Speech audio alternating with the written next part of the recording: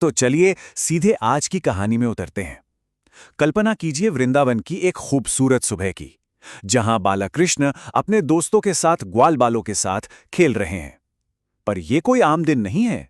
ये एक दिव्य लीला की शुरुआत है। एक ऐसा खेल जिसके जरिए ब्रह्मांड के बड़े बड़े सत्य सामने आने वाले थे। लेकिन सोचिए, क्या होता है जब सृष्टि को बनाने वाला ही सृष्टि के दिल पर, उसके केंद्र पर शक करने लगे। यही सवाल इस पूरी कथा का सार है, जो एक बहुत ही गहरे टकराव की नींव रखता है। तो सीन कुछ ऐसा है। एक दिव्य लीला भूमि।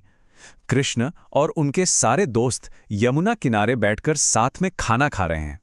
माहौल एकदम हंसी मजाक और प्यार से भरा हुआ है, और कृष्ण वो तो बिल्कुल एक आम नटखट बच्चे की तरह बर्ताव कर रहे हैं। और ठीक उसी वक्त ऊपर आसमान से इस ब्रह्मांड के रचयिता ब्रह्मा जी ये सब देख रहे हैं, और वो पूरी तरह से उलझन में हैं। उन्हें यकीन ही नहीं हो रहा कि ये कैसे हो सकता है कि पूरे ब्रह्मांड का स्वामी इस तरह मिट्टी में खेल रहा है, अपने दोस्तों के साथ जूठा खाना खा रहा है। और यहीं से कहानी में एक बहुत दिलचस्प मोड़ आता है। ब्रह्मा जी की ये जो उलझन थी ना, वो अब एक गहरे शक में बदल जाती है, और वो मन ही मन फैसला कर लेते हैं कि नहीं, मुझे इस बालक की दिव्यता की परीक्षा तो लेनी ही पड़ेगी। अब जरा इस फर्क को देखिए। एक तरफ है ब्रह्मा जी का नजरिया, उन्हें बस एक साधारण सा ग्वाला दिख रहा है जो धूल मिट्टी में खेल रहा है। और दूसरी तरफ है असलियत कि वो बालक असल में सभी ब्रह्मांडों के परम स्वामी स्वयं कृष्ण है। तो अपने इसी शक को दूर करने के लिए ब्रह्मा जी ने अपनी दिव्य शक्ति का इस्तेमाल किया। उन्होंने क्या किया? उन्होंने सारे ग्वाल बालों और उनके बछड़ों को एक पल में गायब कर दिया। उन्हें अपने लोक ब्रह्मलोक में ले जाकर छिपा दिया। उन्हें लगा कि अब कृष्ण जरूर घबरा जाएंगे, परेशान हो जाएंगे। लेकिन कृष्ण का रिएक्शन वो ब्रह्मा जी की सोच से एकदम परे था।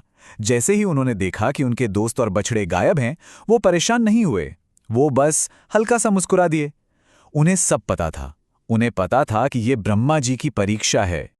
और फिर कृष्ण ने अपनी लीला से इसका जवाब दिया।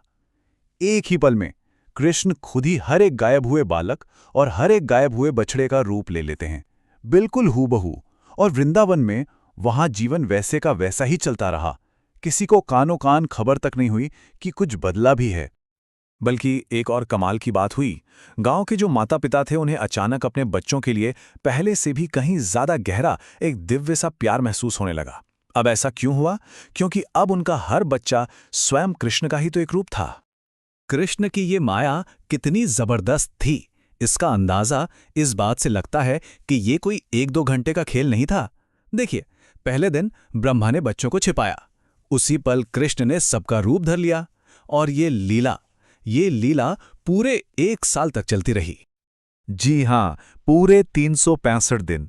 1 या 2 दिन नहीं, एक पूरा का पूरा साल। इतने लंबे समय तक ब्रह्मा जी को यह गुमान रहा कि उनकी परीक्षा चल रही है, जबकि यहां कृष्ण की माया अटूट बनी हुई थी। 1 साल पूरा होने के बाद ब्रह्मा जी वापस पृथ्वी पर लौटे। वो ये देखने आए थे कि उनकी परीक्षा का क्या नतीजा निकला।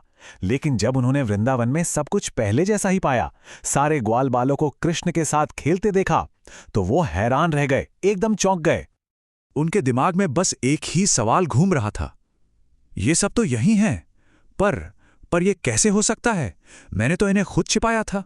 ब्रह्मा जी को धीरे धीरे ये एहसास होने लगा कि वो किसी बहुत बड़ी, बहुत गहरी शक्ति के सामने खड़े हैं। और तभी कृष्ण ने अपनी माया का पर्दा हटाया और उन्हें अपना असली रूप दिखाया।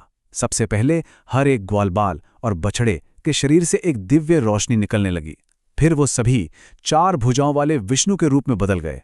ब्रह्मा जी ने अपनी आंखों से देखा कि वो विष्णु के अनगिनत रूपों के एक सागर के बीच में खड़े हैं। और फिर आखिर में वो सारे अनंत रूप वापस सिमटकर उसी एक मुस्कुराते हुए बालक कृष्ण में समा गए। बस उस एक दिव्य दर्शन ने ब्रह्मा जी के ज्ञान और उनके रचयिता होने के अहंकार को चकनाचूर कर दिया। उनकी परीक्षा ने ही उन्हें परम सत्य का अनुभव करा दिया। उन्हें समझ आ गया कि वो भले ही इस एक ब्रह्मांड के रचयिता हों, पर कृष्ण तो ऐसे अनंत ब्रह्मांडों के भी स्रोत हैं। ब्रह्मा जी कृष्ण के चरणों में गिर पड़े। अब वो एक परीक्षक नहीं, बल्कि एक भक्त थे। उन्होंने प्रार्थना की, प्रभु, मैं तो आपकी सृष्टि का एक छोटा सा औजार मात्र हूं, पर आप तो अनंत ब्रह्मांडों के स्वामी हैं। मुझसे भूल हुई, मुझे क्षमा करें। और इस पर कृष्ण ने मुस्कुराते हुए एक बहुत ही कोमल सा पर गहरा सबक दिया। उन्होंने कहा, जो प्रेम के बंधन में बंधा है मैं उसका प्रिय हूं, और जो अहंकार में डूबा है उसे मैं अपनी लीला के जरिए ही रास्ता दिखाता हूं। यही है इस पूरी कहानी का सार। इसके बाद कृष्ण ने असली बच्चों और बछड़ों को वापस बुला लिया, जो 1 साल से ब्रह्मलोक में सो रहे थे। वृंदावन में जिंदगी फिर से वैसी ही चलने लगी, मानो कुछ हुआ ही ना हो। इस पूरी दिव्य लीला में अगर कोई बदला था तो वो थे सिर्फ ब्रह्मा जी। तो ये कहानी हमें एक बहुत गहरे सवाल के साथ छोड़ जाती है। जिस तरह ब्रह्मा जी अपने ज्ञान के अहंकार में सच नहीं देख पाए, उसी तरह हमारा अपना अहंकार हमारे चारों ओर ऐसे कौन से भ्रम पैदा करता है जो हमें असलियत देखने से रोकते हैं।